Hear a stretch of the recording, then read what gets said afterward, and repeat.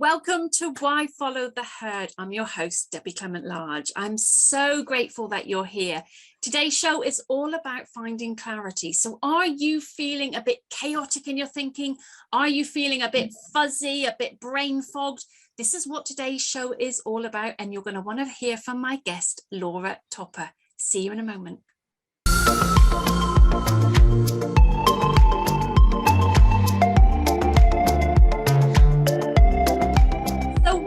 To today's show. This is all about gaining clarity. So before I talk to the most wonderful Laura Topper, please remember to like, to share, to subscribe. We are all in the need of gaining clarity on our direction at the moment. Laura, thank you for joining me again. I'm super excited that you're here. Clarity. Clarity, Debbie. Clarity. Where do we start with this? Sometimes we are like we're walking in a brain fog. We can't see the wood for the trees. Which direction do we go? Which next step?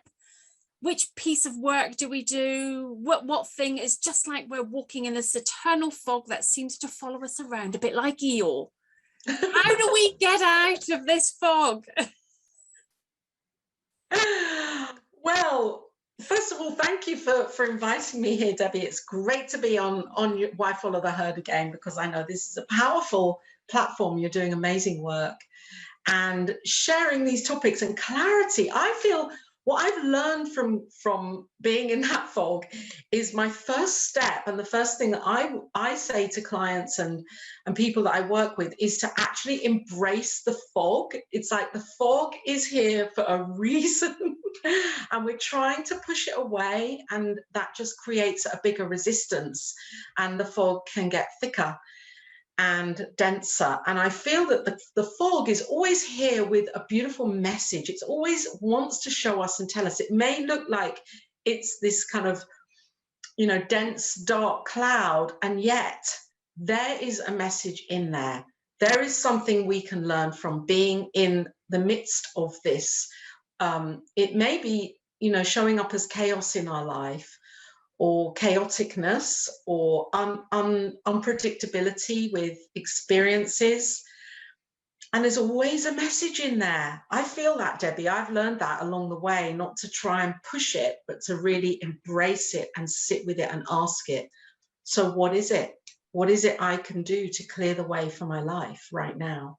I love that. I love the acknowledging of it, not turning your back on it. And actually, when I do positive imaging sessions with clients or recordings, that's where you start by facing, acknowledging what it is that you don't want, and then moving beyond it. So rather than just ignoring it and trying to walk away from it, you see it first. And I love that. Yeah, I do. I love that. So where would you say about, if we're stuck in that fog and we're wanting to move beyond, we're wanting to take those next steps, but it feels like we've got lead in our shoes. They're so heavy, we just can't move.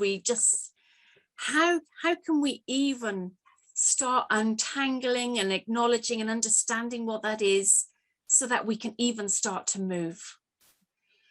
I believe that there's a few things here. I think, first of all, we've got to be honest with ourselves. And, life will always give us the experience that we are ready for. Whether we want it or not is another matter. And yet on some level, we're always ready for it. So you talk about, having lead in our shoes and feeling like we're wading through mud and there's a fog.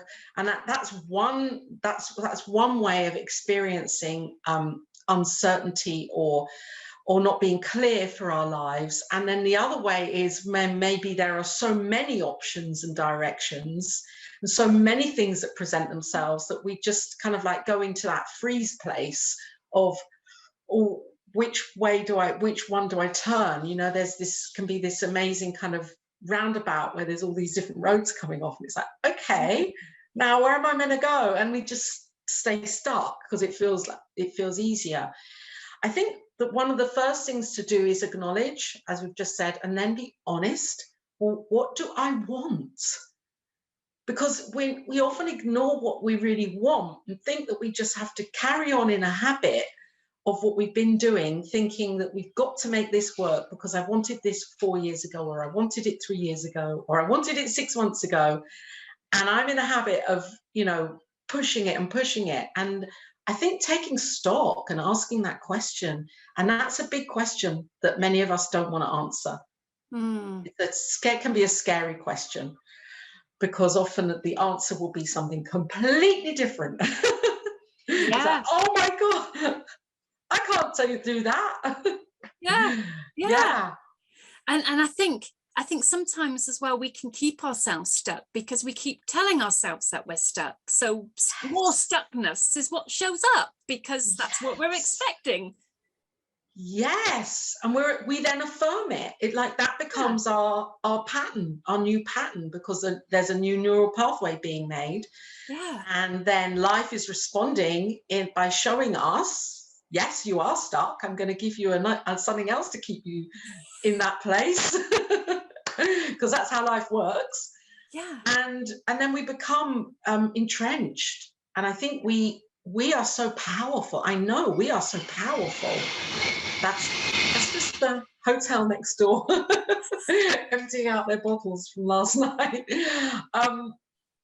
We are so powerful that we forget, we give our power away by not realizing that we're the ones that can make this choice. And when we make a new choice, a new ripple will be rippled out, and that will happen in time with patience. So yeah, we're the ones that can make that choice. We have to sit with ourselves and be honest. And then when we're honest, it's then, well, there are steps that we can take. What are the steps to lead me further in the direction of that vision? Yeah. Yeah. And I like creating some distance as well from saying, instead of saying, I haven't got clarity, I can't think, I don't know where to go, but just saying I'm experiencing a lack of clarity because there is a place within me that knows. Yes. But I'm just experiencing it. It's not that I am unclear, but I'm experiencing the emotion or the thoughts of being unclear, and I'm willing then to change that. And then when we feel that bit of distance, we're not caught up in it, but we're acknowledging, like you talked about, we're acknowledging it and seeing it, but just seeing it as an emotion and not seeing it as that's who I am, but it rather is something I'm experiencing. Yes, I love that. Detaching from it and bringing our awareness away from it and not thinking that it's defining us. Exactly. Yeah, that's so powerful. And what I was really just feeling, if I can get back to the thread of what I was feeling, is that, we are the all powerful as we are, and yet we are limited. We're limited in our minds, we have a perception. It's like there's a piece of cake and there's a cake and we'll take that piece. And we think that's the piece. And it's like you were explaining the other day when you came onto Mama Power about how you knew your ladder was on the wrong wall even. And in our minds, we believe that's the only option, or there are only a few options, or we forget that there are infinite possibilities, because that is life. That's the nature of life. The potential is infinite.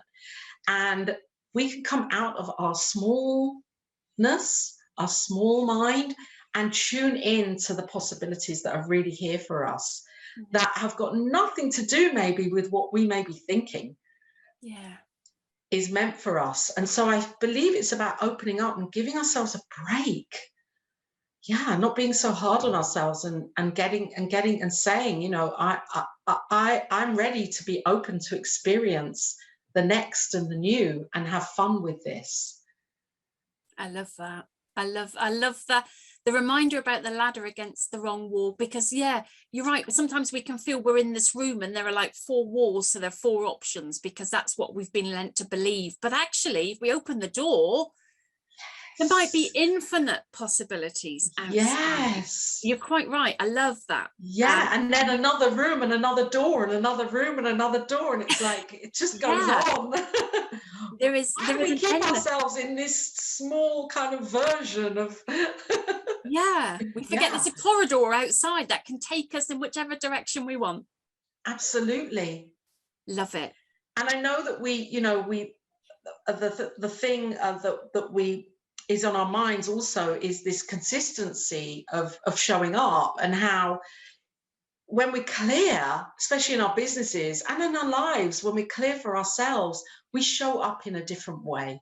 We show up with a different level of self-belief, of self-esteem, of confidence, of willingness to take risks and challenges, and saying, oh, it's okay, it's just part of, because we get clear.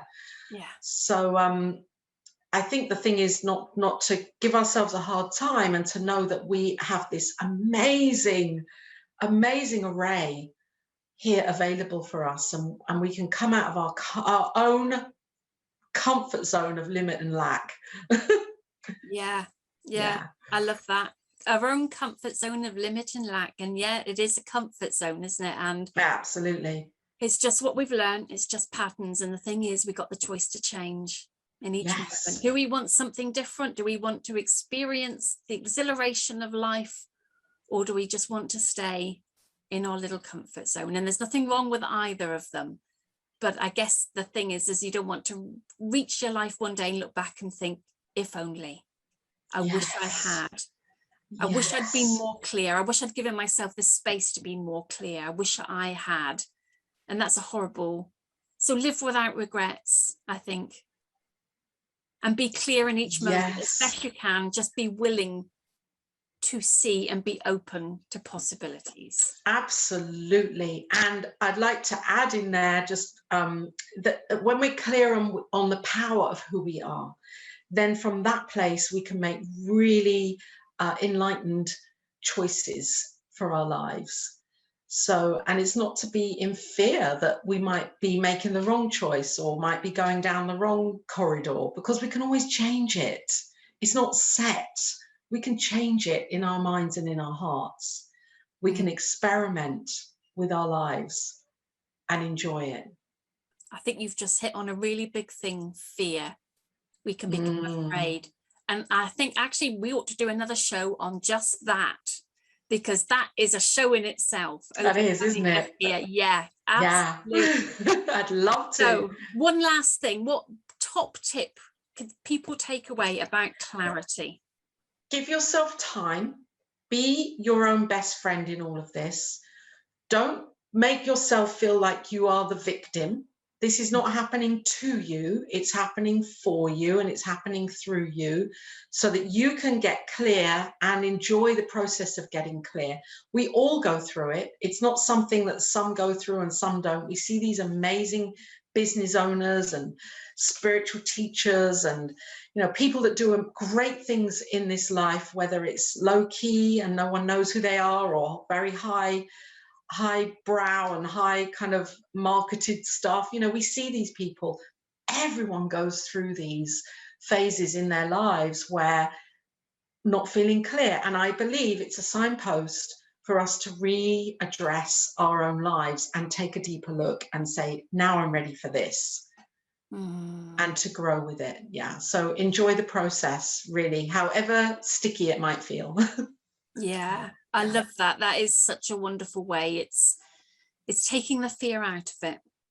Thank you so much for sharing that. Thank you, Debbie. Wonderful as always having you as a guest. Thank you so much. And thank you very much for joining us. It is lovely to have you here. Please please comment. I want to know what clarity means to you. So pop it in the box below. Be really great to know whether you're feeling stuck at the moment or whether you are taking steps to get clearer on your direction and who you are. And also subscribe. Remember, you'll get the notifications then. And also share, because we are all in this journey of unfoldment together, and we can all do with that hand up and helping us to take those next steps moving forward. So there are so many more videos in the series, so check them out, because really they all make a difference. So I hope you feel a little clearer on your journey. So thank you again, Laura, and I look forward to sharing some time again with you next week. Have a really fantastic week. Take care. Bye.